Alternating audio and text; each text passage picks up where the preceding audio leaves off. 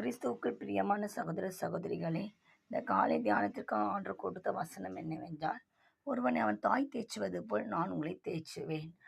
பிரியமானவர்களே, உங்களுடைய இருதயத்தில் ஒரு கஷ்டம் இருக்கலாம், ஒரு பிரச்சனை இருக்கலாம், இல்லை நான் சோர்வு காணப்படலாம், என்னை யார் தேய்ச்சுவா, நான் இவ்வளோ மாதிரி ஒரு பிரச்சனையில் இருக்கேன், கஷ்டத்தில் இருக்கிறேன்னு நீங்கள் நினைக்கலாம். இயேசு சொல்லுதார், நான் உங்களை தேய்ச்சுகிற தேவனாக இருக்கிறேன்.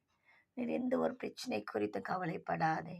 நான் ஒரு தாயைப் போல, தாயை காட்டிலும் அதிகமாய் உன்னை நான் கேர் பண்ணுகிற ஒரு தேவனாய் இருக்கிறேன். உலகத்தில் எல்லாரும் மறக்கலாம், ஆனால் நான் உன்னை மறக்க மாட்டேன். அப்போ நான் ஒரு மனிதன் எங்கே தேய்ச்சப்படுவான்? எருசலேமில் தேய்ச்சப்படுவான். அதற்கு அர்த்தம் என்னவென்றால், உங்களுடைய வாழ்க்கையில் பிரச்சனைகள் வரும் பொழுது ஆண்டுடைய சமூகத்துக்கு கடந்து போங்க. கட்டாயம் அந்த இடத்துல உங்களுடைய இருதயம் தேய்ச்சப்படும். கட்டாயம் உங்களுடைய இருதயத்தில் ஒரு சமாதானம் கடந்து வரும். கட்டாயம் உங்களுடைய இருதயத்தில் ஒரு உற்சாகம் கடந்து வரும்.